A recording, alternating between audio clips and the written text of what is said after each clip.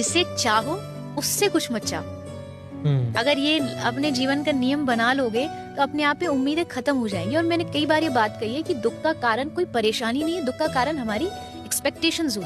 আমি যদি আমার লাভ অনেক থেকে এক্সপেক্ট করি সে আমার অসম্মান করবে না, আমি যখন কোনো বিপদে পড়বো সে আমাকে হেল্প করবে, অকারণে আমাকে কন্ট্রোল করার চেষ্টা করবে না, আমি যদি আমার লাভ অনেক থেকে এগুলো এক্সপেক্ট করি তাতে ভুল কী আছে?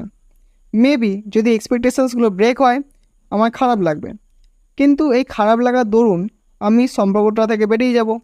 পৃথিবীতে বহু মানুষ আছে যারা আমার এক্সপেকটেশনসগুলোকে পূরণ করতে পারবে, আরও কিছু এক্সপেকটেশনস থাকবে যেগুলো হয়তো আমি পূরণ করতে পারবো। তার সাথে সম্পর্ক তৈরি করব, একটা স্টেবল সম্পর্ক তৈরি হবে যেটা আমাকে মেন্টাল স্টেবিলিটি দেবে, লাইফের হ্যাপিনেস ইন্ডেক্স বাড়বে, ওয়েলবিং বাড়বে, মনের মধ্যে স্যাটিসফ্যাকশন থাকবে। তো রাইট এক্সপেকটেশনস হেল্প করছে আমাকে বেটার লাইফের দিকে নিয়ে যেতে।